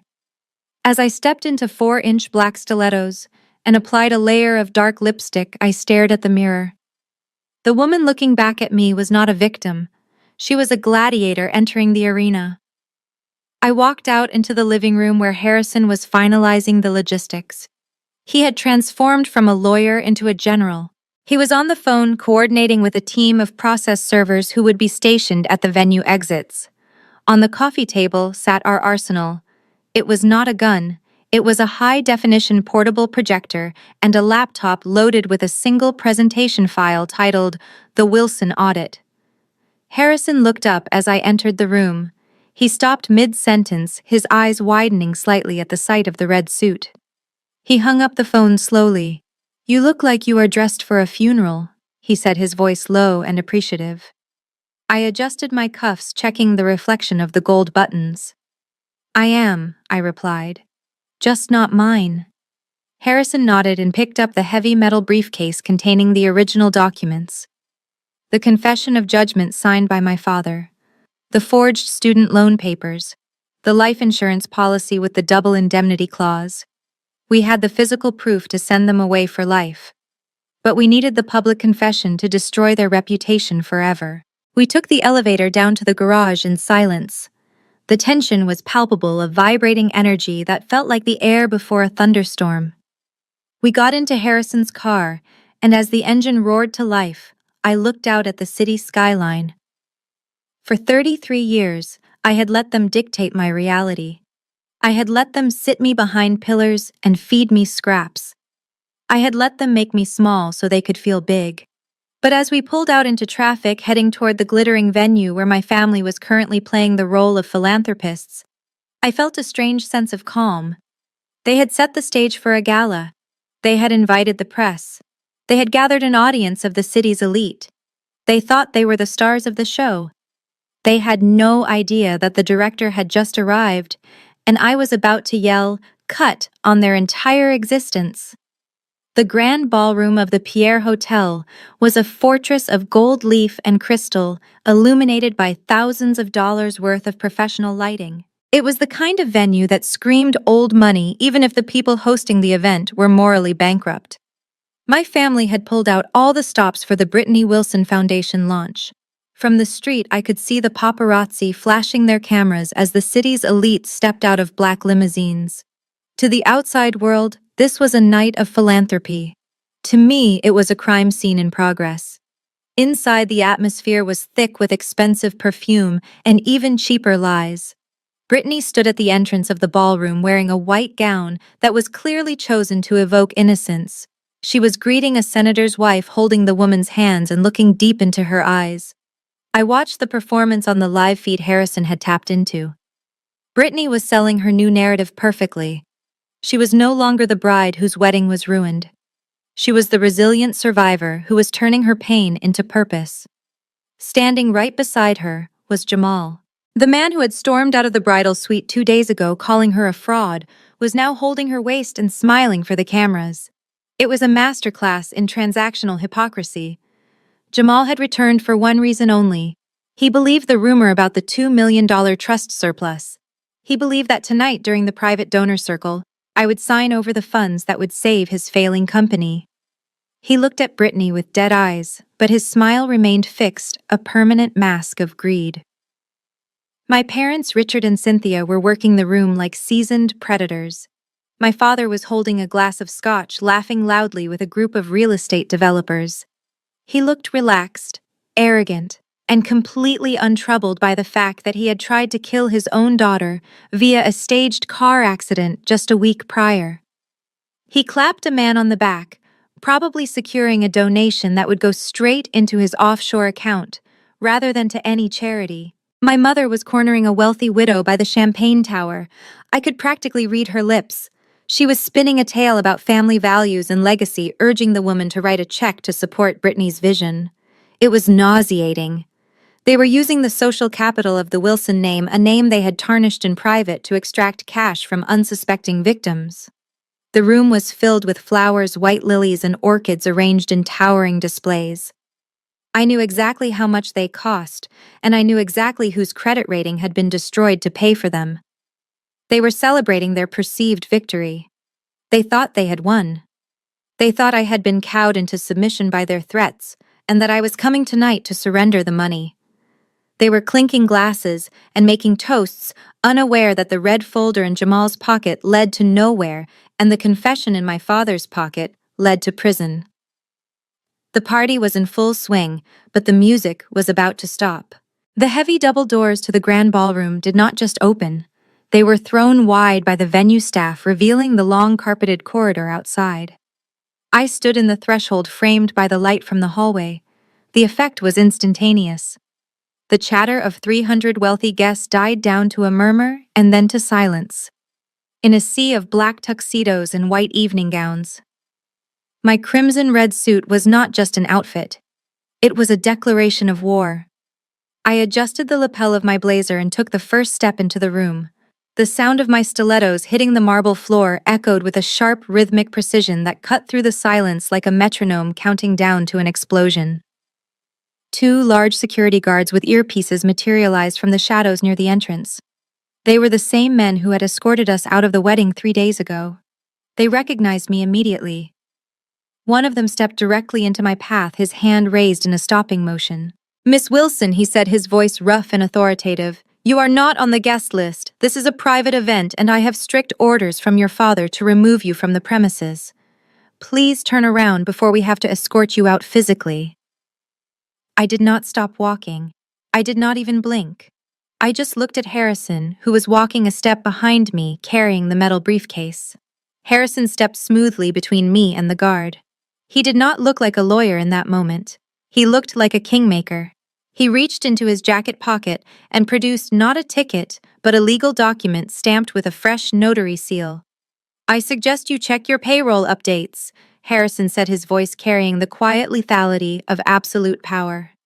As of 4 o'clock this afternoon, my private equity firm finalized the acquisition of a 51% controlling stake in the hospitality group that owns this hotel. He held the document up for the guard to see.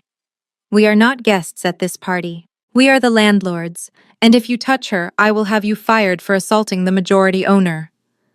The guard looked at the document and then at the earpiece where his supervisor was likely confirming the ownership change. His face went pale. He stepped back instantly, bowing his head slightly. "I am sorry, Miss Wilson. Please proceed." The path to the stage was now clear. I walked down the center aisle, the crowd parting for me like the Red Sea. I felt the eyes of the city's elite burning into me. They were whispering, wondering why the disgraced sister had returned looking like a CEO. I saw my parents standing near the front row. The champagne flutes slipped from their fingers. My father's face turned gray. My mother looked as if she had seen a ghost. Jamal took a step back, his fake smile dissolving into pure panic. But I did not look at them. My eyes were locked on the stage. Brittany was standing at the podium, frozen mid-sentence. She looked small and terrified in her white dress. I walked up the stairs, the sound of my heels magnified by the stage acoustics. I walked straight up to the podium. Brittany tried to clutch the microphone, her knuckles white. "Audrey, what are you doing?" she hissed. "Get out of here." I did not answer. I simply reached out and ripped the microphone from her hand with a force that caused a sharp screech of feedback to tear through the speakers. Brittany stumbled back, almost tripping over her train. I turned to face the room, holding the microphone steady. The room was dead silent, waiting. I looked at the crowd, and then I looked down at my family. The performance was over. The audit was about to begin. "Good evening, ladies and gentlemen," I said, my voice amplified clearly across the silent ballroom. "You came here tonight to support the Brittany Wilson Foundation. You were told this charity creates a legacy, and you are right. It is a legacy. A legacy of theft, fraud, and attempted murder. I raised my hand and signaled to the back of the room. Harrison hit the enter key on the laptop. The massive projection screen behind the stage, which was displaying the foundation's logo, flickered and changed. The room gasped as a high-resolution image of a real estate contract appeared. Exhibit A, I announced, turning to point at the screen. This is the deed to the Montauk Beach House, a property my grandmother left to me. If you look at the bottom, you will see a signature. It reads, Audrey Wilson. But if you look at the date, you will see it was signed on a day when I was physically in Chicago for a conference. My parents and my sister forged my signature to sell a $3 million asset to fund this wedding and this party. You are not drinking champagne paid for by philanthropy. You are drinking the proceeds of a felony. My father Richard started shouting from the floor, Turn it off! This is a lie, security. But nobody moved. The crowd was too captivated by the disaster unfolding before them. Harrison hit the next key. The screen went black, and then a video file began to play. It was the footage from the diner recorded just 2 days ago. Jamal's face filled the screen, grainy but unmistakable. The audio boomed through the ballroom speakers. Richard does not use his personal accounts. He uses the Legacy Education Fund. It is a classic money laundering technique. Structuring. If I go down for laundering, I am taking you with me. I looked down at Jamal, who was standing next to me on stage. He looked like he was about to vomit. The investors he was trying to impress were staring at him with open horror. That was the groom, I said calmly, admitting that my father, Richard Wilson, has been using my identity to launder illegal gambling profits for the last 5 years. But theft is just money. Money can be repaid. What came next cannot be forgiven. I took a step closer to the edge of the stage, looking directly at my mother. Harrison advanced the slide to the final image. It was the life insurance policy. The numbers were blown up large enough for everyone to see. Exhibit C, I said, my voice dropping to a chill whisper, a $5 million life insurance policy taken out on me 6 months ago, with a double indemnity rider. That means it pays out $10 million if I die by accident. I paused, letting the numbers sink in. Last Tuesday, my car's brake lines were cut. The mechanic confirmed it was sabotage. I survived by inches. My family did not just steal my house. They bet $10 million that I would die before this wedding. They are not philanthropists. They are executioners who failed. The silence in the room was absolute. It was the silence of 300 people realizing they were standing in the presence of monsters. Brittany was shaking her hands, covering her mouth. My parents stood frozen on the dance floor, stripped of every lie they had ever told. I looked at the crowd one last time. The police are already on their way, I said, placing the microphone back on the podium. Enjoy the party. The silence that followed my final words lasted only a heartbeat before it shattered into absolute bedlam. The ballroom descended into chaos. The shock of the wealthy elite quickly turned into fury. These were people who prided themselves on their judgment, and they had just realized they were being played for fools by a family of con artists. The polite applause of the evening was replaced by a roar of outrage. Donors began shouting at the stage, throwing their napkins down in disgust and demanding their checks back. The facade of the Wilson family did not just crack, it disintegrated. My father, Richard, stood on the dance floor, his face turning a shade of purple that looked dangerous. He saw his reputation incinerating in real time. He saw his friends looking at him with revulsion. He looked at the screen where his crimes were projected in high definition, and then he looked at me. The mask of the refined businessman fell away completely. He let out a guttural roar of pure animalistic rage. He did not care about the witnesses anymore. He only wanted to silence the source of his destruction. "You ungrateful little witch," he screamed, his voice cracking. He charged toward the stage, shoving a waiter aside so violently that a tray of champagne glasses crashed to the floor. He bounded up the stairs, his hands curled into fists, his eyes bulging. He was coming for my throat. I stood my ground, watching him come. I did not flinch.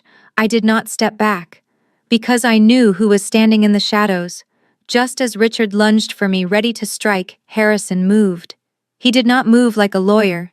He moved with the fluid precision of a trained fighter. He stepped out from behind the podium, intercepting my father's charge. Richard threw a wild, desperate punch aimed at my face.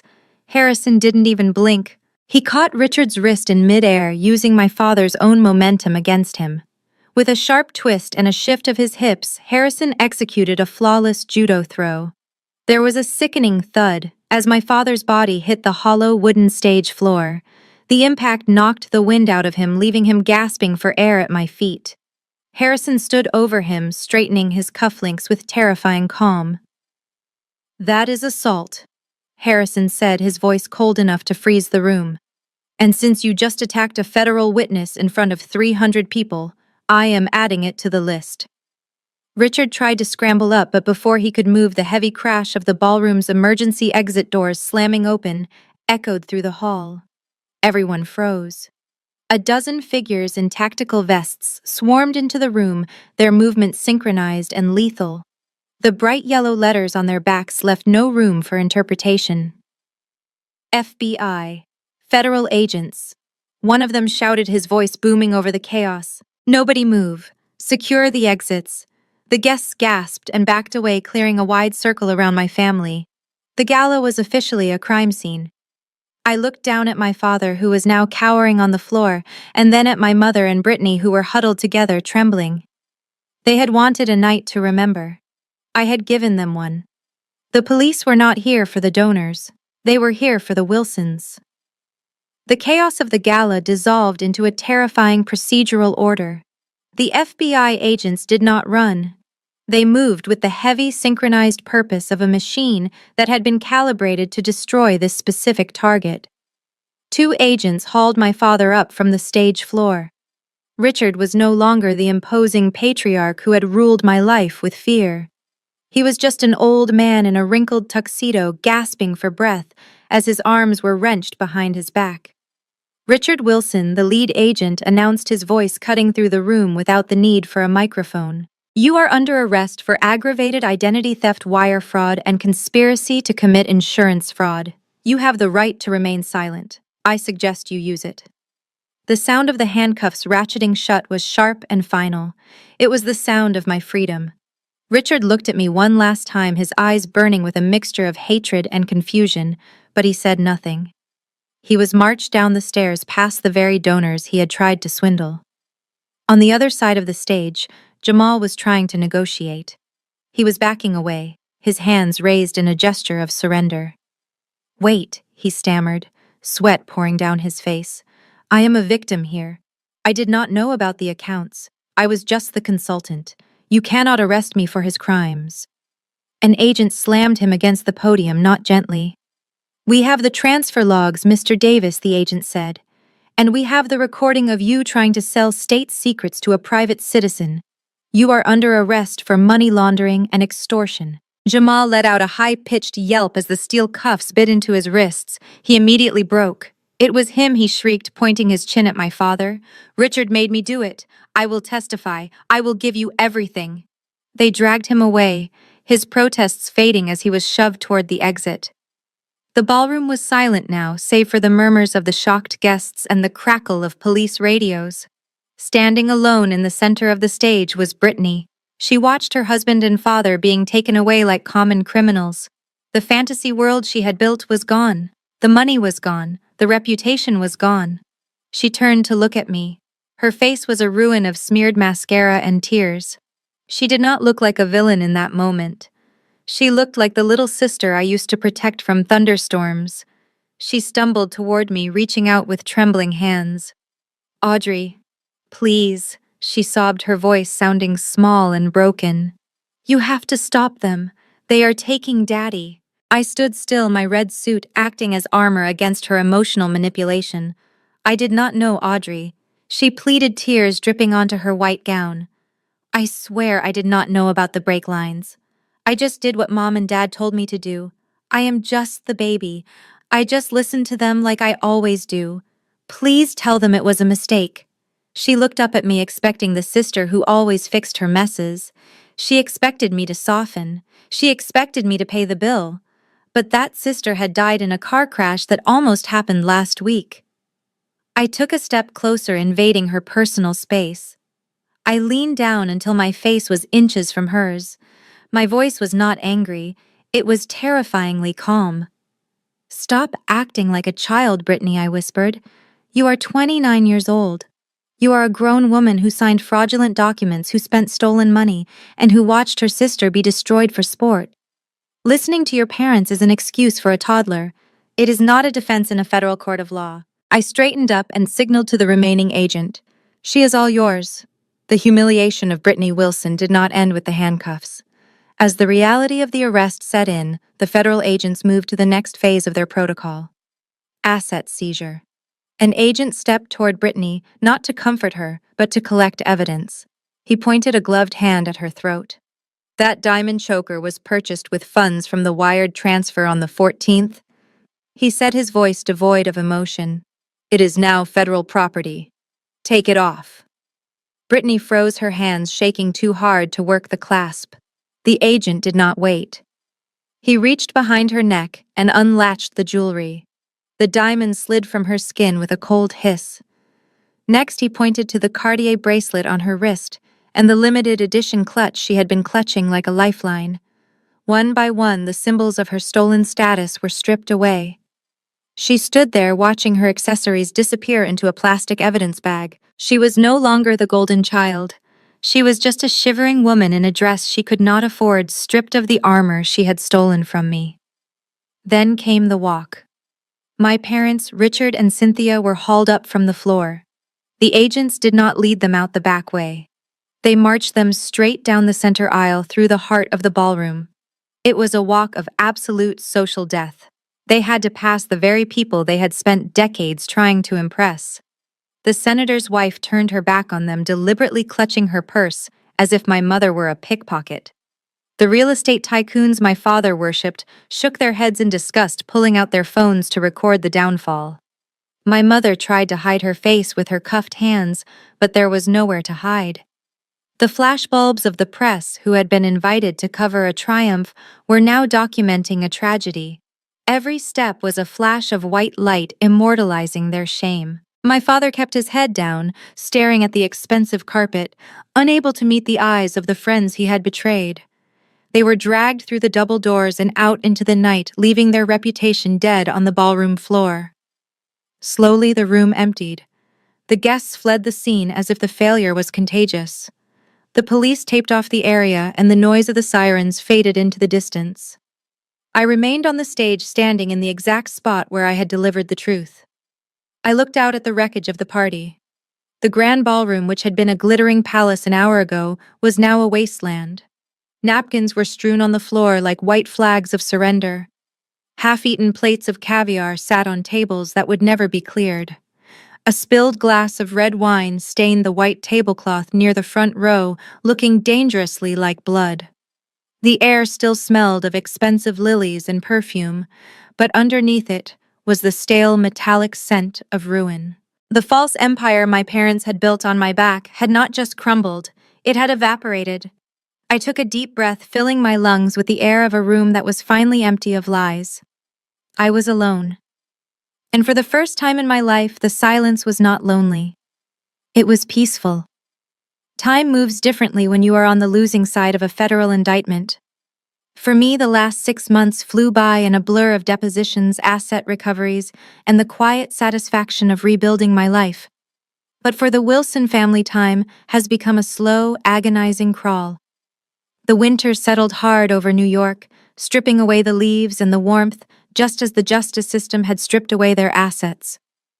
The outcome of the trial was swift.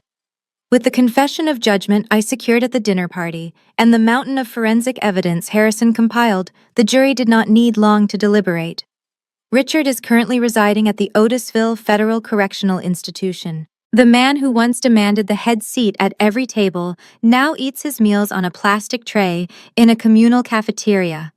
He was sentenced to 12 years for money laundering and attempted murder.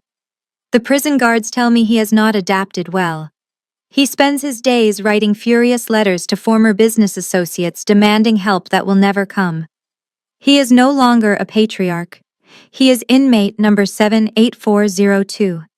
His vanity has been stripped away, along with his tailored suits, leaving a frail, angry old man with nothing but time to think about the daughter he tried to kill.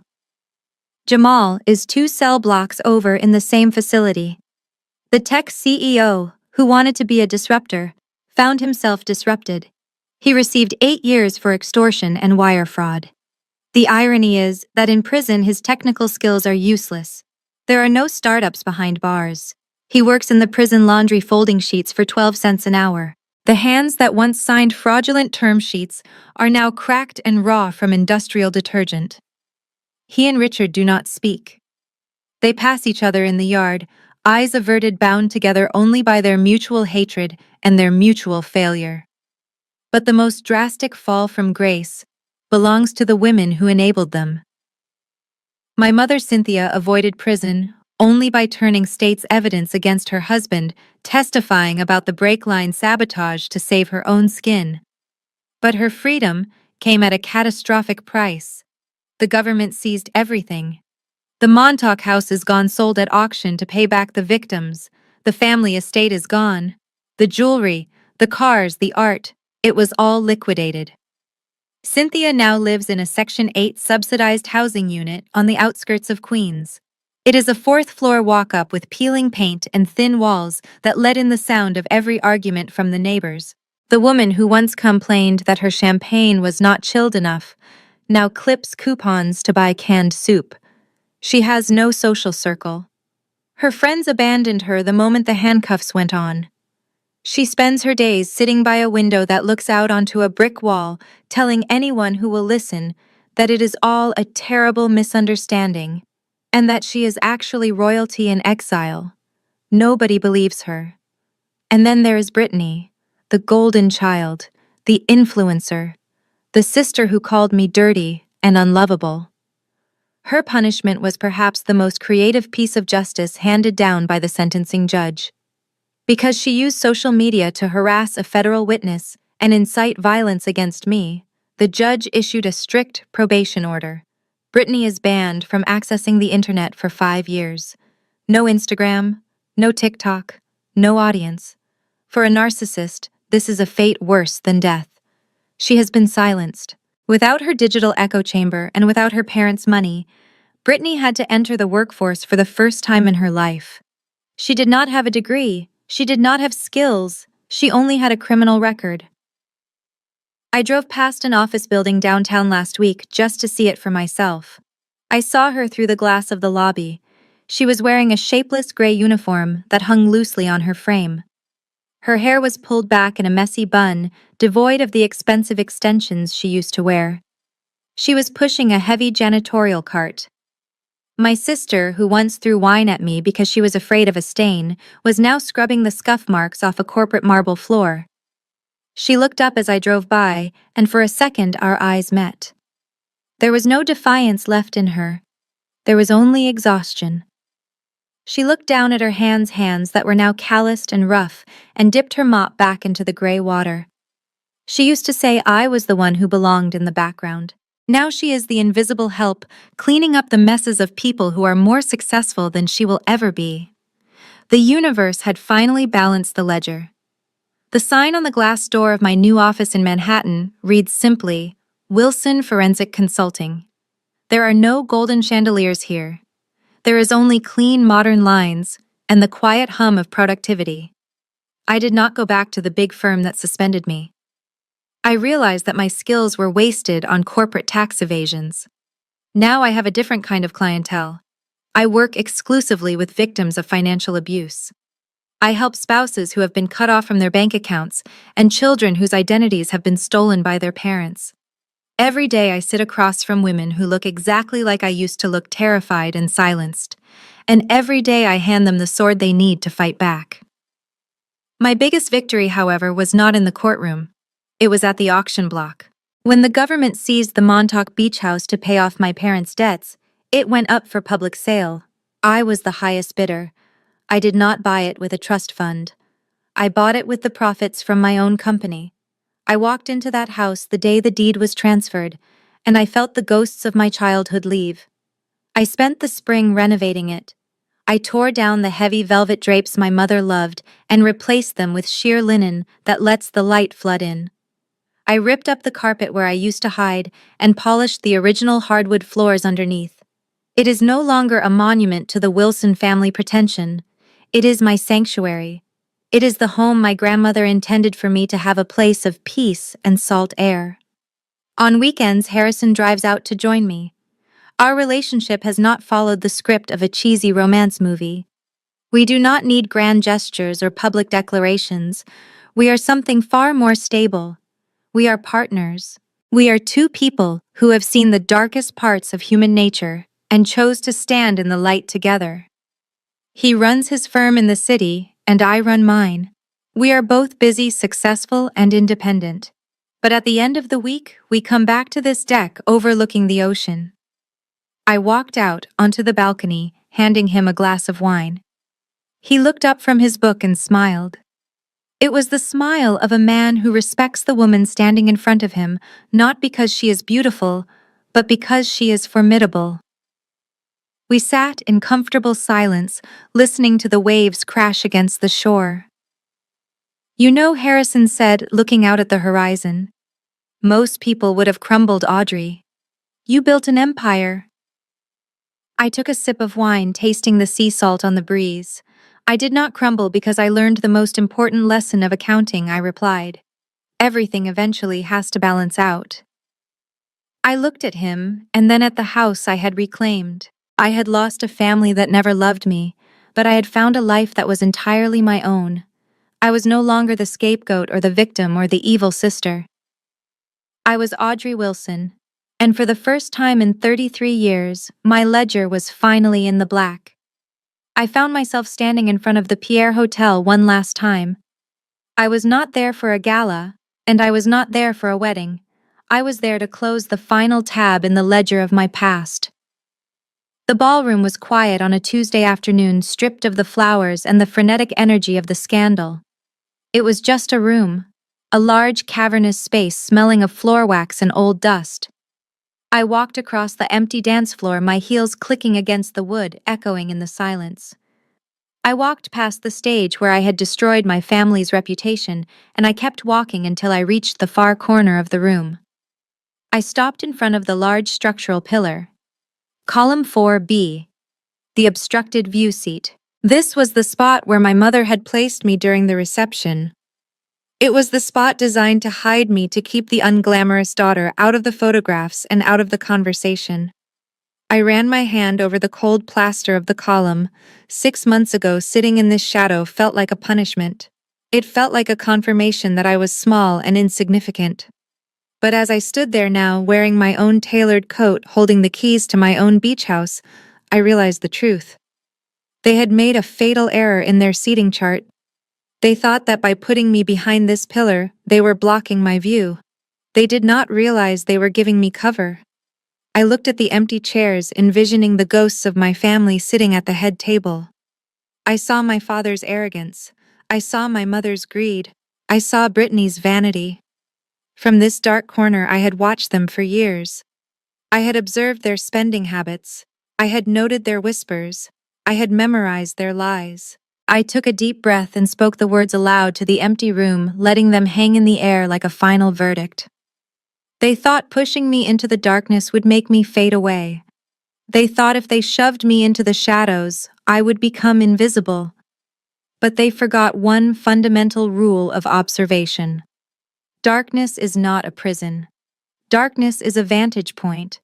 It is from the shadows that you can see the light most clearly, and it is in the dark where I saw every single one of their cracks. I patted the pillar almost affectionately. It was not my cage anymore. It was my chrysalis. It was the place where the naive girl died and the forensic accountant was born. I turned my back on the column and walked toward the exit. I did not look back. I pushed through the heavy revolving doors and stepped out onto Fifth Avenue. The afternoon sun of New York City hit me with a brilliant, blinding warmth. The city was alive with the sound of traffic and the energy of millions of people fighting for their dreams. I adjusted my sunglasses and smiled a genuine smile that reached my eyes. The audit was closed. The debt was paid. I stepped into the crowd and walked into the light. The most profound lesson from Audrey's journey is that being the invisible one in a toxic dynamic is not a weakness. It is a strategic vantage point. For years, Audrey was conditioned to believe that her role as the scapegoat made her powerless. She was placed in the shadows, literally sitting behind a pillar, while her family performed their facade of success. However, the story teaches us that while narcissists are busy seeking attention, the quiet observers are the ones gathering the truth. Audrey proved that silence is not surrender. It is simply the phase of data collection before the indictment. Furthermore, this narrative serves as a stark warning about the nature of financial abuse. It illustrates that toxic loyalty is often just a cover for exploitation. The Wilson family weaponized the concept of duty to steal Audrey's future, a common tactic in dysfunctional family systems. Audrey's victory demonstrates that the only way to break a cycle of abuse is to stop reacting emotionally and start responding factually. She did not win by screaming louder than them. She won by knowing the numbers better than they did. She teaches us that you do not owe your loyalty to people who view your existence as a resource to be mined.